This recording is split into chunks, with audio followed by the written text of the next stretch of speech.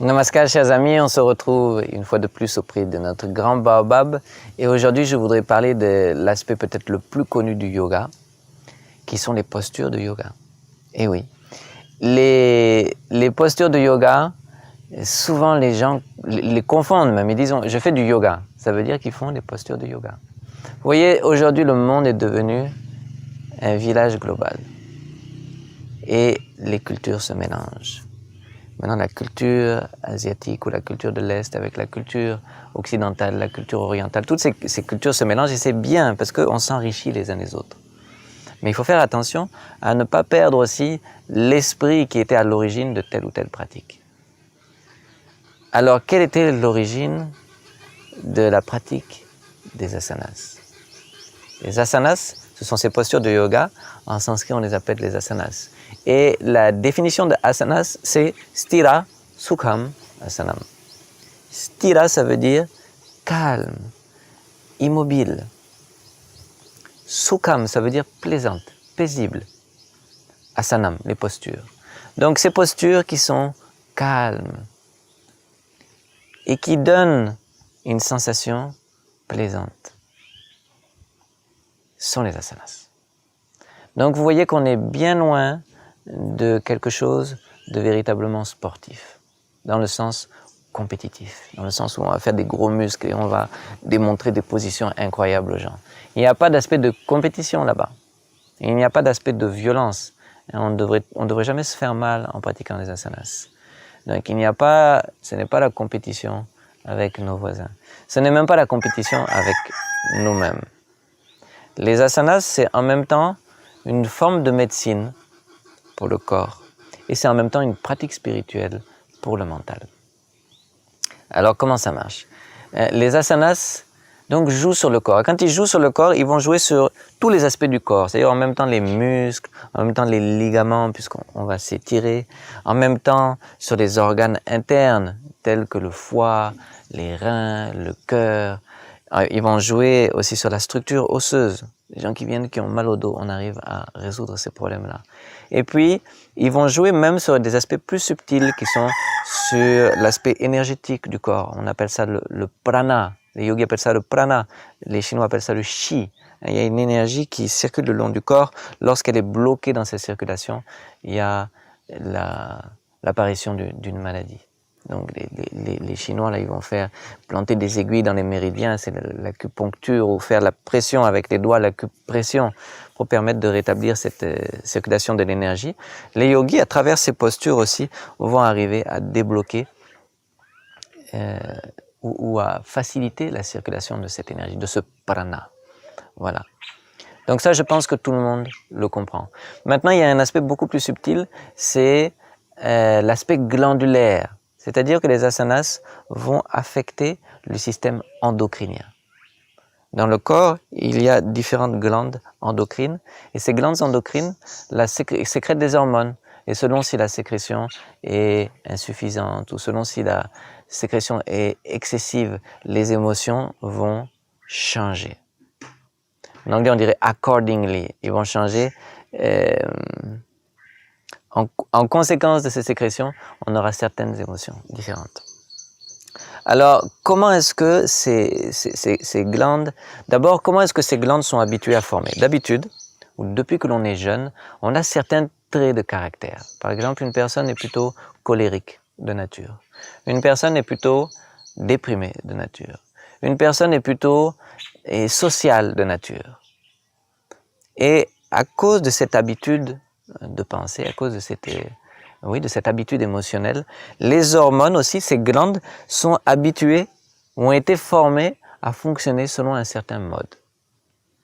Et depuis des années qu'elles fonctionnent selon ce mode, il devient difficile de changer. Même si vous essayez de changer votre structure mentale, votre habitude de penser, les hormones ne vont pas être d'accord, les glandes ne vont pas être d'accord parce qu'elles ont l'habitude de fonctionner d'une certaine façon. Et c'est pourquoi c'est tellement difficile, par exemple, de ne plus être colérique, de ne plus être jaloux, de ne plus être angoissé. C'est très difficile parce que non seulement il y a le côté mental, mais le côté glandulaire, hormonal, joue un rôle important aussi.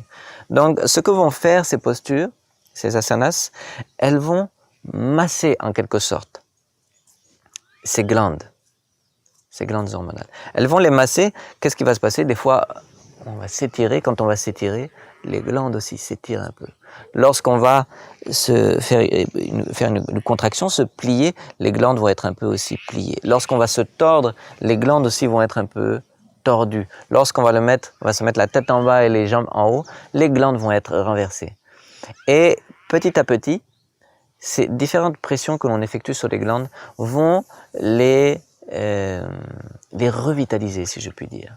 C'est un peu comme si vous savez, quand on nettoie le sol, si vous n'avez pas de moyens modernes, vous allez prendre une serpillière et puis vous mouillez la serpillière, vous nettoyez le sol et puis vous tordez la serpillière pour la nettoyer, pour la rincer. De même manière, lorsque l'on effectue les asanas, on va nettoyer, revitaliser nos glandes. Voilà un peu comment ça marche. Et c'est pourquoi lorsque vous allez à un cours de yoga, donc un cours d'asanas, à la fin de ce cours, vous allez sentir que non seulement le corps se sent bien, mais intérieurement, il y a une sensation de bien-être, il y a une sensation de sérénité qui est venue. Moi, je me rappelle une histoire intéressante. Mon premier voyage en Inde, dont j'en ai déjà parlé, j'étais pas encore un yogi. Et en fait, j'étais un woofer à cette époque. Woofer, Willing Workers on Organic Farms. Ça veut dire que j'aidais ou je partageais ma vie dans certaines fermes qui se mettent à l'agriculture écologique ou qui sont déjà dans le bio. Et puis, en échange de mon aide, voilà, je gagne, on me donne le logement et puis on me nourrit aussi. Et donc, j'ai été dans 3 fermes comme ceci en Inde. C'était en 2000. Et la deuxième de ces fermes, c'était dans le Rajasthan. Je suis arrivé dans le Rajasthan, c'était un village reculé, très beau, un lieu un peu désertique comme ça, ensablé. Et tous les matins, le patron de la ferme, je le vois qu'il se lève tôt, et au lever du soleil, il se met dans un endroit, c'était vraiment magnifique, hein. Et puis il effectue les postures. Et moi je regarde, je suis étonné parce que je ne connaissais pas ça, mais je trouve ça vraiment intéressant. D'une part, l'aspect physique m'intéressait puisque j'ai fait du sport, j'ai fait un peu de gym, un peu d'escalade avant, donc toute cette gymnastique, je la trouvais intéressante. Mais en plus, il y avait une certaine esthétique et une certaine atmosphère qui vraiment était attirante. Voilà. Donc plus tard, j'ai demandé à ce monsieur, est-ce que moi aussi je peux venir faire avec lui? Est-ce qu'il peut me montrer? Est-ce qu'il peut m'enseigner ces postures? Il dit, il n'y a pas de problème, mon ami. Viens demain matin. Donc je me suis levé tôt aussi et nous voilà ensemble, le soleil se lève et on a fait, je pense, peut-être un quart d'heure, non, une demi-heure d'asanas. Et vraiment j'ai adoré, j'ai trouvé ça, c'était vraiment, je me suis senti bien. Et après quoi, quand on a fini cette séance, on est allé balayer devant la porte de nos cases, de nos maisons, puisque c'est un peu comme en Afrique, en Inde, là, dans les villages, on balaye le matin devant chez soi, le sable ou la poussière. Et lorsque j'ai pris le balai et j'ai commencé à balayer, je me suis trouvé tellement... c'est-à-dire, je voyais le balai qui vient se poser par terre et qui dessine les lignes sur le sable. J'ai trouvé ça magnifique et voilà qu'après quelques minutes, j'ai un sentiment d'extase. Qu'est-ce qui est en train de m'arriver, non? Une sensation d'harmonie totale, de bien-être total, que tout est parfait. J'ai fait une sensation en fait d'être dans le moment présent. C'était une sensation que je n'avais peut-être jamais connue jusqu'à présent. Donc je suis là avec mon balai et puis me voilà faire l'expérience d'un bonheur plus grand que tout ce que j'avais cherché et accompli jusqu'à présent. Donc je me suis dit, ces postures-là, jamais je raterai ça. Et c'était en l'an 2000. Jusqu'à présent, j'ai vraiment très rarement dérogé à la règle de faire au moins une fois dans la journée ces asanas. Donc les asanas ont un aspect psychologique. Et bien vrai que l'aspect physique est important, puisque si le corps n'est pas sain, on peut plus rien faire. Si le corps n'est pas en bonne santé, on peut plus rien faire. Mais la portée en fait de ces asanas, c'est vraiment une pratique spirituelle, et la portée psychologique est primordiale. Voilà. Donc lorsque des gens viennent à moi et ils me disent, Dada, j'aimerais pratiquer la méditation, rapidement je leur enseigne les asanas. Pourquoi? Pour essayer d'équilibrer un peu certaines émotions qui vont qui vont les déranger, c'est-à-dire qu'ils ne pourront pas s'asseoir et méditer tranquillement s'il y a trop d'angoisse, s'il y a trop de colère, si ces émotions-là ne sont pas un tant soit peu équilibrées.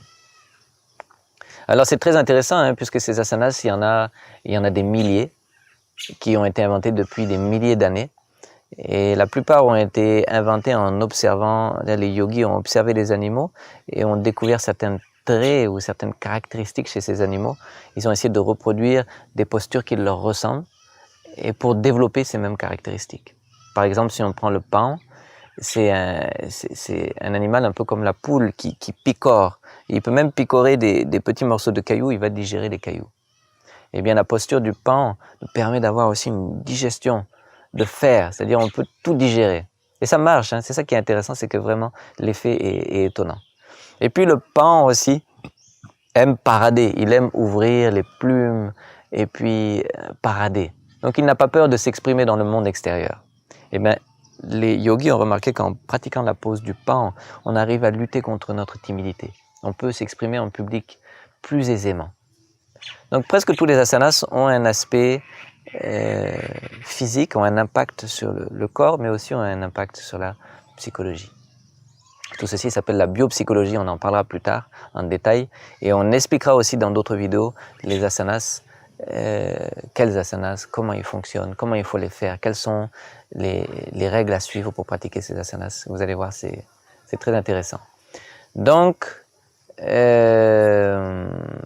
que vous connaîtrez ces pratiques ou si vous les connaissez déjà, il faudrait pratiquer au moins une fois par jour. L'idéal 2 fois par jour, mais même une fois par jour, ça c'est indispensable. Même si c'est 15 minutes, 20 minutes, 4, 5 asanas avant de commencer votre journée pour pouvoir entretenir ce corps et pour pouvoir harmoniser vos émotions et continuer à travailler vers une harmonisation de l'ensemble de vos émotions.